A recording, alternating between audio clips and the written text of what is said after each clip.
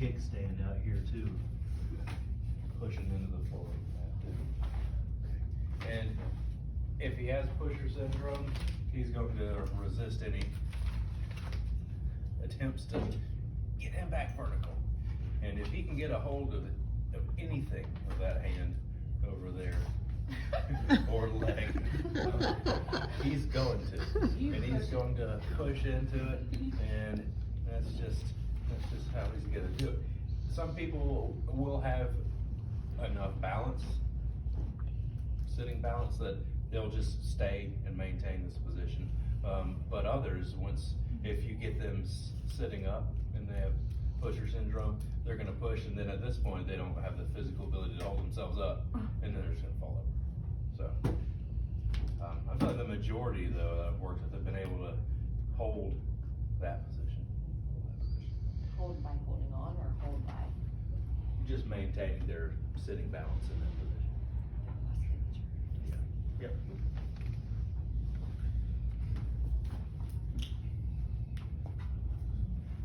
So I'm gonna, normally transferring to the unaffected side is gonna be the easier way to go, right?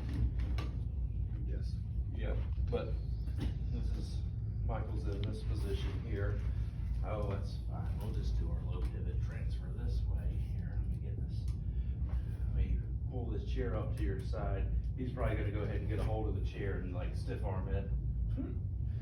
Oh, let me get this, well, I'll get this out of your way. I'll flip this arm messed up.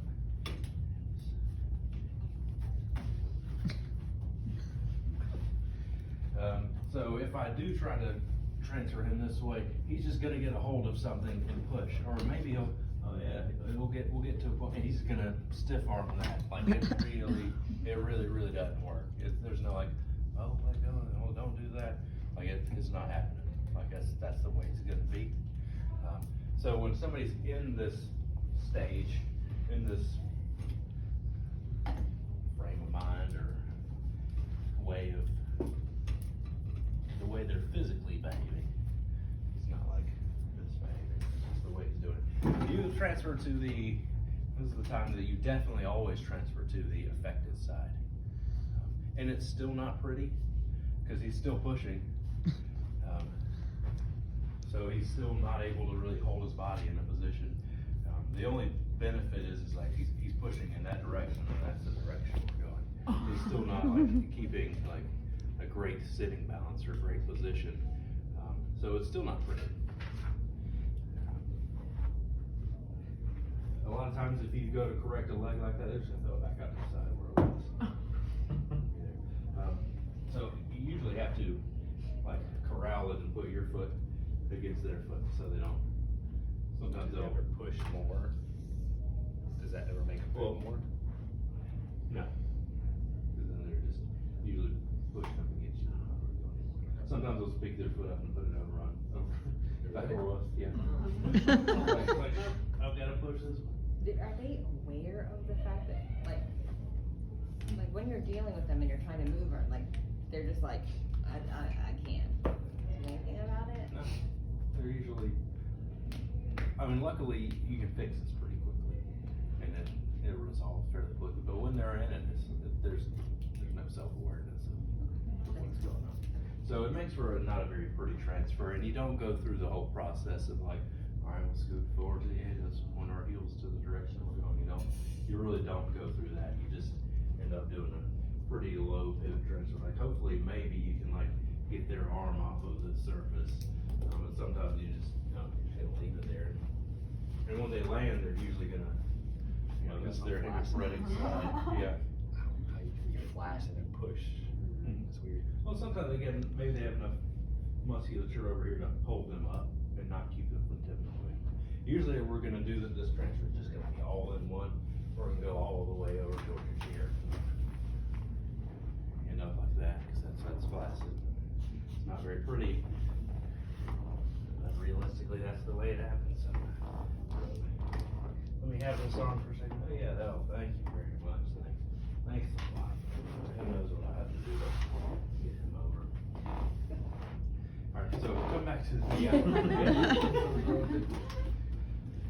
So we'll go over treatment, how we make this stop, you can go ahead and scooch over just here or this way.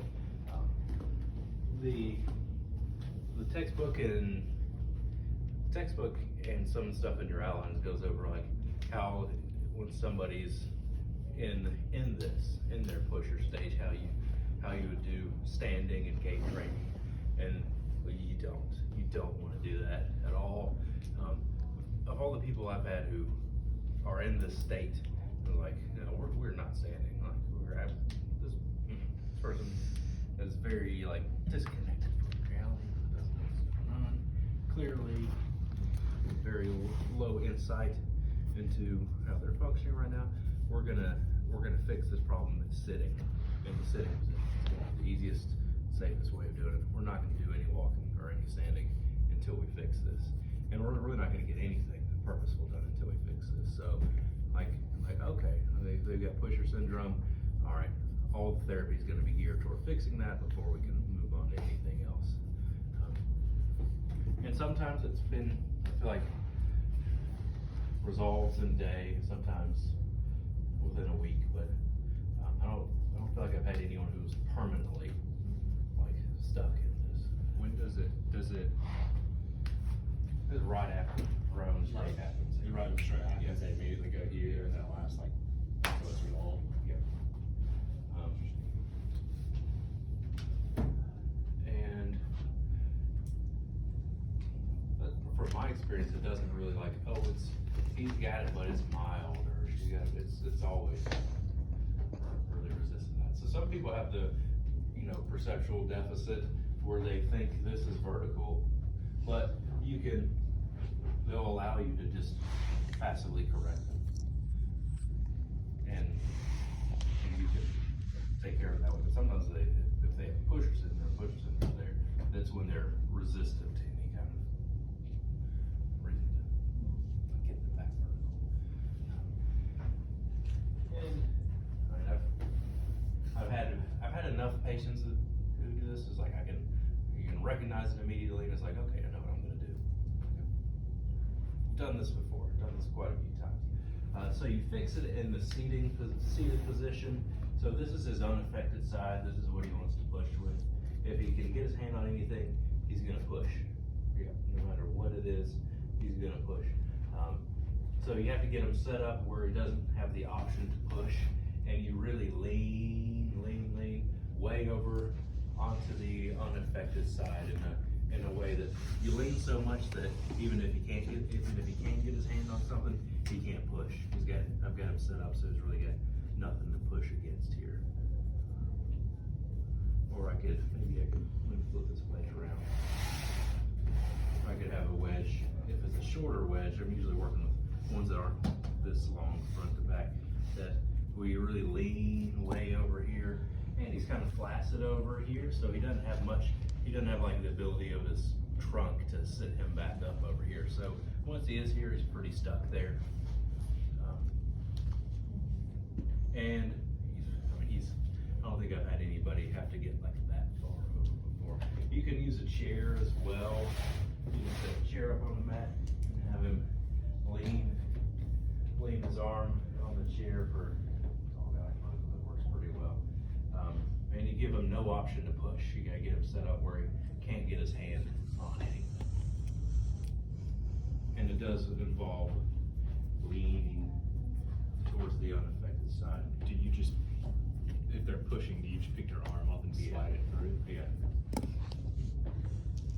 Or if you didn't have these chairs here, but it's not like pick your arm up. Like he's not going to. Like you gotta physically get them over and push them into this position. And then we can do whatever we want to do in here. Like we can work on some lower extremity thorax. We can, we're pretty limited on what we can do, but I try not to just have them sitting here doing nothing, but work on something else while we're in this position. And then gradually you move them back towards midline a little bit. You can keep your arm there, but I'm gonna move the thing that we're on a little more vertically. And if he handles that pretty well, maybe in 5 or 10 more minutes, we'll get a But then if he reaches his hand here and starts pushing off again, and I'll say, hey, maybe we're just not quite there yet. Back him back into that position. And then you slowly, gradually get him a little bit more vertical, a little bit more vertical. Let me switch out to the wedge here. If you're doing it. Wedge and gyros. The best way to do it is there. I can start bringing them a little bit closer, and then eventually you get to a point where he's sitting up right in midline, and you'll notice, okay, he's got it, and then he's got his hand on something that he kind of could push with. He could easily move his hand here and start pushing, but they just get to a point where it kind of clicks and they get to midline, and you notice like, oh, okay, Bob, we're sitting up, I've moved you over and over and over a little bit, and we're all the way straight, and now it's not doing anything. And you can kind of move your object and see if you can get their hand here and him not push. So he may still have a little tendency to push, and it's like, okay, well, at least we'll keep this here, and you don't really have a good thing to push against. But you know, maybe okay, get down here and stop pushing. Is the progress usually like in one session with them, or is it like over days? Sometimes it's been one, sometimes it takes several days. So it could come back after, like he could do that and it's gone, and then he could automatically be like, oh. Usually, once it's gone, it's gone. Okay. Yeah. Like when it's gone, once it's gone, it's gone. Yeah. But sometimes it takes like 3 or 4 days of getting them a little bit more vertical, or you know, you just do this for like an hour, 2 hours in therapy, and they're still pushing just as hard. And it might take a couple days for it to kick in. You can use a mirror, you can put a mirror in front of them, but sometimes when people are so like disconnected from the reality of their environment, put a mirror in front of them, it's like they don't even see it and register that it's a mirror themselves. So sometimes it's useful, sometimes they're just too far out of it for it to be beneficial though. When you do that with the hand, are they still usually pushing with their foot really badly? No, because he really, if he's really leaning this way, he can't get that really internal rotation, like kick the foot way out here. Because they're leaning so much, they really can't push themselves back with it. And sometimes it's just the foot, sometimes it's just the arm. I feel like sometimes people will do the thing with their foot and sometimes they won't. Sometimes they'll just push with the arms and not the feet. I've never seen it be just foot though. Like either just arm or